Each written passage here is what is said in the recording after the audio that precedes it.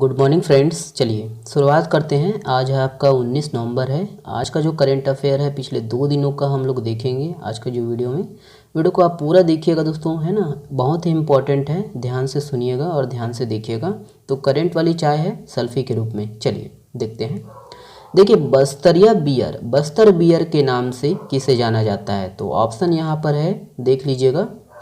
Correct answer है option number B है। ध्यान रखिएगा दोस्तों, सल्फी को जाना जाता है बस्तरिया बियर के नाम से, बस्तर बियर के नाम से। क्यों चर्चा में है दोस्तों? तो देखते हैं। देखिए कि बस्तर में टेल पाम की संख्या पाई सल्फी के लाखों पेड़ों में से अब हजारों जो पेड़ है वो अब सूख कर रसहीन होने लगे हैं। इसी कारण ये न्यूज़ में है, तो ध्यान देना है ना। तो एक दिन में करीब 20 लीटर तक मादक रस देने वाले इस पेड़ की बस्तर की ग्रामीण अर्थव्यवस्था में एक महत्वपूर्ण स्थान है। ठीक है, तो ध्यान देना है। ठीक है, अर्थव्यवस्था का एक आधार है और एक पेड़ से साल में 6 से 7 माह तक मादक रस निकलता है। ध्यान दीजिएगा। ओके, तो देखिएगा और भी है इसके संबंध में। सल्फी का जो है वानस्पतिक नाम कैरियोन्टा यूरेंस है। ध्यान दीजिएगा। और यह ताड़ कुल का एक पुष्पधारी वृक्ष है और इसको संस्कृत में मोहकारी कहते हैं, है ना। मोहकारी इसका संस्कृत नाम है। सल्फी का जो रस है बस्तरिया बियर, बस्तर बियर के नाम से प्रसिद्ध है, वही है। और बस्तर के ही बास्तानार इलाके में इसे, है ना, बास्तानार इलाके में आकाश पानी के नाम से जाना जाता है इसे। हल्बी नाम आपको पता ही है सल्फी, और गोंडी नाम गोरगा है। ध्यान दीजिएगा, गोरगा, है ना। जितने भी पॉइंट है पूछ सकता है एग्जाम में। ओके, ध्यान दीजिएगा। चलिए देखिए, इस रस को मिट्टी के पात्र में एकत्रित किया जाता है। इसका रंग दूध की तरह होता है और स्वाद में मीठा खट्टा होता है। जब भी बस्तर जाएं इसका आनंद जरूर लें। ठीक है, देखिए फर्मेंटेशन की वजह से इसमें बियर की तरह नशा होता है और इसी वजह से इसे बस्तरिया बियर की संज्ञा दी जाती है ना। तो मैंने तो कभी नहीं पिया है, आप देखिएगा। ठीक है, चलिए।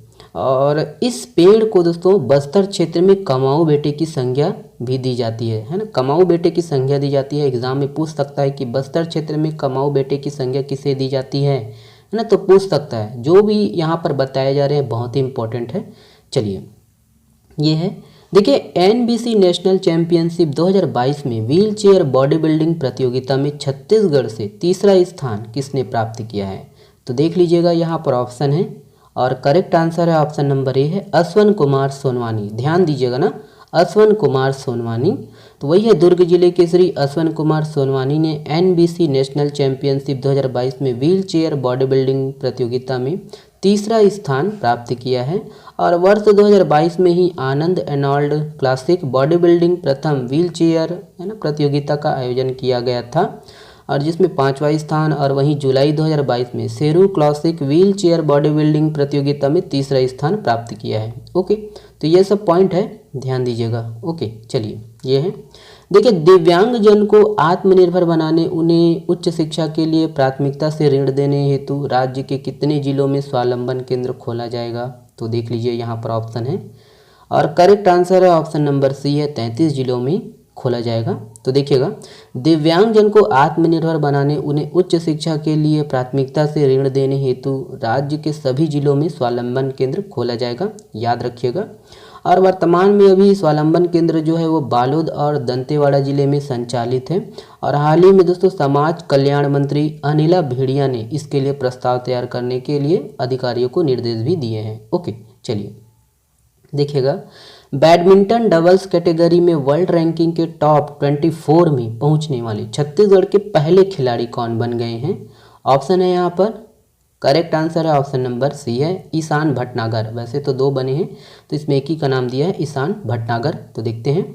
देखिएगा कि छत्तीसगढ़ के बैडमिंटन खिलाड़ी ईशान भटनागर और तनिषा क्रास्टो की जोड़ी ने वर्ल्ड बैडमिंटन रैंकिंग में 4 स्थान की छलांग लगाकर 24वें नंबर पर पहुंच गई है। पहले 28वें स्थान पर थे। और वही है कि हाल ही में जारी हुई रैंकिंग में दोनों खिलाड़ी 28वें स्थान पर थे और ईशान भटनागर डबल्स कैटेगरी में वर्ल्ड रैंकिंग के टॉप 24 में पहुंचने वाले छत्तीसगढ़ के पहले खिलाड़ी हैं। ध्यान दीजिएगा, 24 वर्षीय ईशान भटनागर की जोड़ी 21 मैचों में 40,200 अंकों के साथ टेबल में 24वें नंबर पर है। और वही है, उन्होंने मलेशिया और जर्मनी के खिलाड़ियों को पीछे छोड़कर यह उपलब्धि हासिल की है। तो काफ़ी बड़ी उपलब्धि है। ओके, तालियां बजनी चाहिए। चलिए ये है।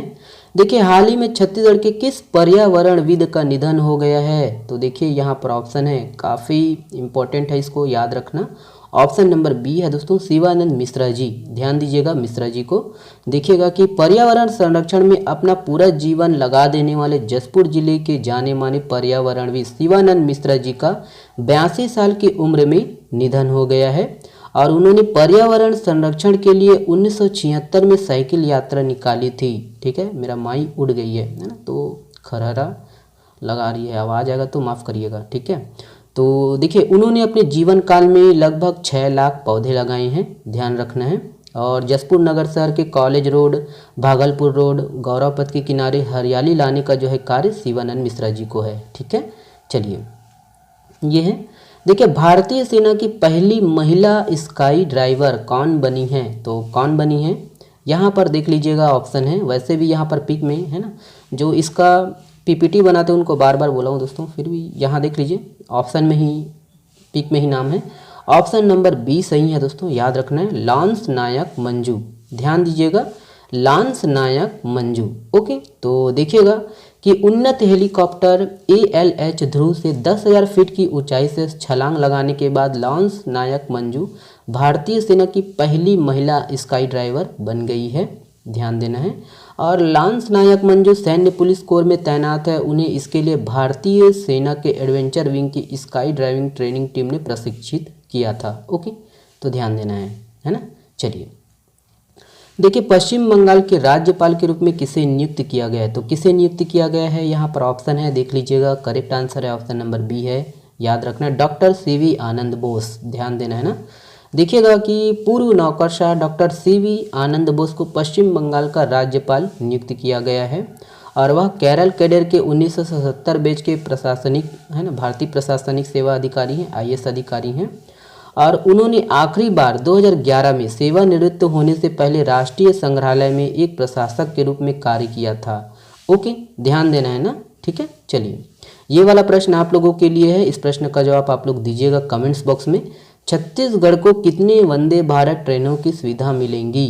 ऑप्शन यहाँ पर है और करेक्ट आंसर कमेंट्स में करिएगा। आप हमसे जुड़ सकते हो दोस्तों टेलीग्राम चैनल से। आज के लिए बस इतना ही, थोड़ा जल्दी है इसीलिए कम जो है चाय मैं बनाया हूँ, तो पी लीजिएगा पूरा, है ना। कल जो है इम्पोर्टेंट है कल का, और हो सके तो आने वाले समय में MCQ भी लाएंगे हम लोग।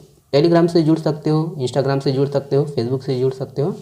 वीडियो पसंद नहीं आया दोस्तों तो शेयर मत करिएगा, और पसंद आए तो शेयर करिएगा दबा कर। चलिए लाल बटन दबा दीजिएगा। बहुत बहुत धन्यवाद।